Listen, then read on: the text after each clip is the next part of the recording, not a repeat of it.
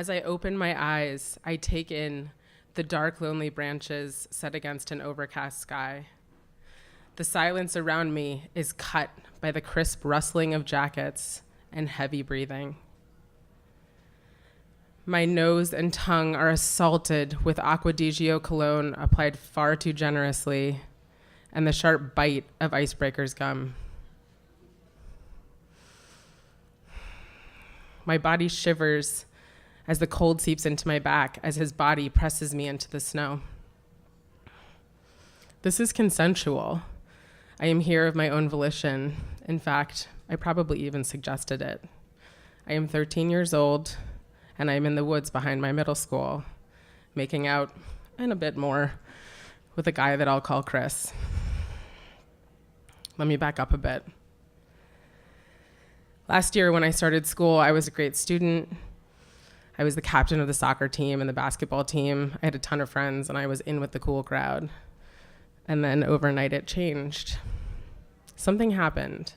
I don't know what it was, but it was something I did. Maybe I kissed a boy I wasn't supposed to, or made a comment that someone didn't like, or some other social misdemeanor that was overwhelmingly major in the eyes of middle school girls. Whatever it was enough for me to be cast aside and for my friends to completely disregard me. My friends completely stopped talking to me.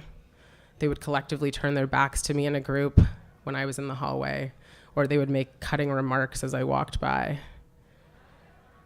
It was pretty awful. But I knew it was my fault because I had done something. And so I was terrified to tell anybody what was going on. I didn't want anybody to know, and I was so ashamed. I didn't tell my family. In fact, I would actually hide from my mom when she came home because I knew she was going to ask me how my day was.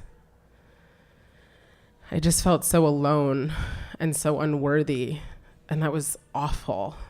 And so I did everything in my power to remove myself from those feelings. And the best way I knew how was to become what they would like. If it wasn't me, I would figure out what it was. And one of those things that I decided to become was more sexual. We were in the throes of puberty, and I thought that guys would like me if I was more casual and empowered and easy about my sexuality. And maybe if the guys liked me, the girls would like me too. Which is exactly how I found myself in the woods with Chris that day. The next day, I am in study hall, and Chris is there too. And we're passing a note back and forth because what is study hall for except for to pass notes? And we're talking about our hookup, I'm sure, in adolescent ways. The bell rings, and I slip that note right inside the cover of my textbook. And I walk out into the hallway, which is just as you would expect a hallway to look in a middle school in suburban Boston in the 90s. There's kids clad in Doc Martens and Sambas, baggy jeans, a baggy t-shirt, a bodysuit, whatever your preference is, and a flannel, wrapped around your waist or wrapped around their shoulders. There's kids at their lockers. They're switching out books, lockers that are decorated with magnetic mirrors and pictures of their friends, boyfriends, girlfriends, Jared Leto and Claire Danes from My So-Called Life, Kurt Cobain, Green Day, Madonna, more. There's kids who are milling about, getting a quick hit of gossip from their friends or walking to their next class. And as I walk down the hallway, I hear my name, and I turn around, and Chris and his best friend, who happened to be the leader of the cool guys clique, is standing right behind me. And I see him unfolding a note, and it's my note, which has apparently dropped out of my textbook, unbeknownst to me. And he walks right up to me right after skimming the note, and I back up into the row of lockers behind me because he's walking really close to me. And he leans in and says to just me, because nobody else could hear him say it, "No one can ever know about you and Chris. No one." Because you see, Chris being associated with me or hooking up with me makes him less worthless. This is the moment. This is the moment that puts the final nail in the coffin of my self-worth. This is the moment that I lock myself away. And so the cycle continues. I feel worthless And so I become what I think people will want.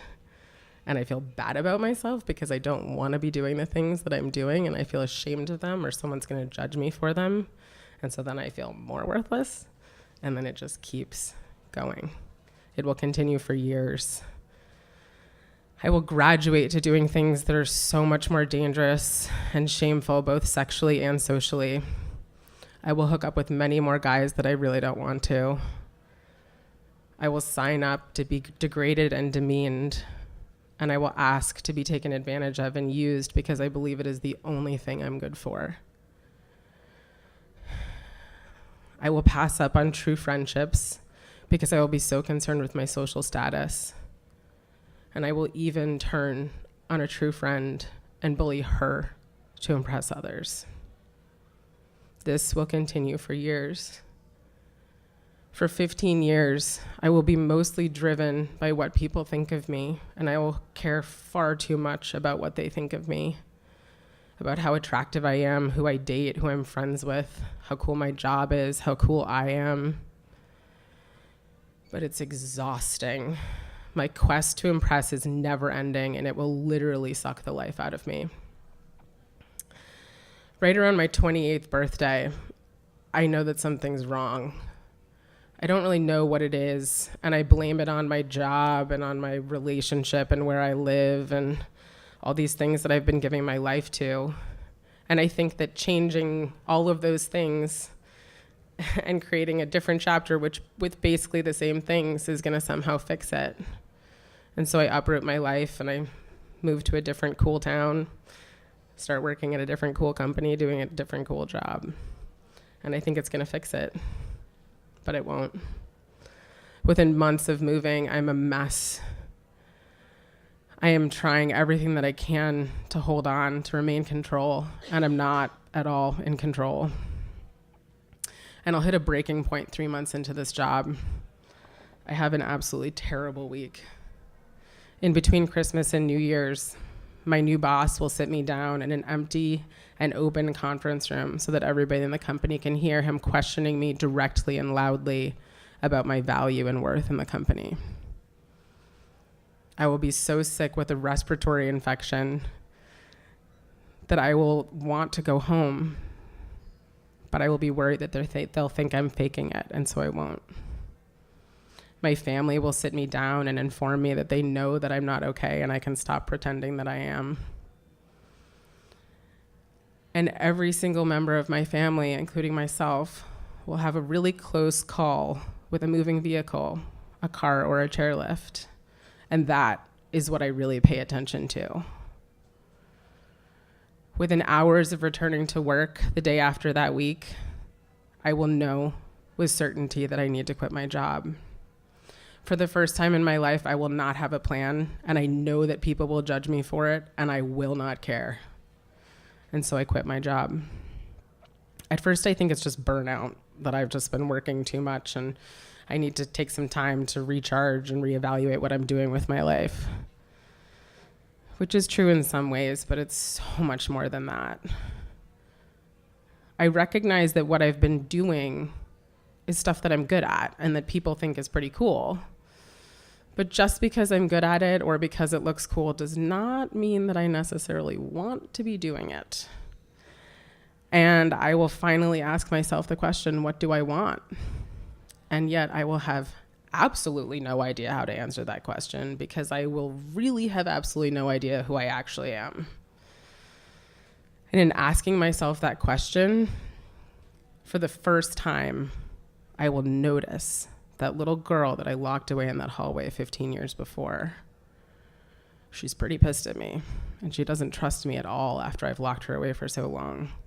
But she's also desperate to come out, to be seen, to be accepted, and to be loved. And so, in that moment, I will surrender. I will choose to let go of the freight train that I've become and follow a path that allows me to get to know myself and to actually live as myself. I will be blessed with a miraculous year off that will allow me time to do some serious soul searching and really ask myself who I am. And I will follow my intuition and just follow whatever comes up, no plan. And I will start to learn what actually energizes me and what matters to me and who I am. And the real me will start to show up. The me who is gregarious and creative and sensitive and intuitive, and who above all loves connecting with people. I've been on that journey for 7 years now, which is pretty crazy. And it's been quite a ride. I would say that my life has changed pretty dramatically, and I've changed pretty dramatically as well.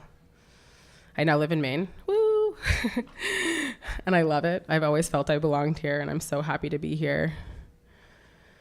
And I have an amazing job that inspires me every day. I help other people to be themselves and to come into themselves with their work and their careers and make giant leaps like I did. And I have amazing people around me who actually see me for who I am and accept me. But this journey has not been easy. Honestly, it's still a struggle sometimes to let go of my default response to care about what everybody thinks of me and be that person that they want me to be. To let go of the default cycles that I have running through my brain of shame and blame and pain and self-loathing that have been so deeply programmed within me. And to let go of the insecurities and allow myself to believe that I am worthy, that I am likable and maybe even lovable, not just for being cool or for being what people want me to be or providing something for other people, but just for being me. What I can tell you right now is that I am more me in this moment than I have ever been before. Thanks.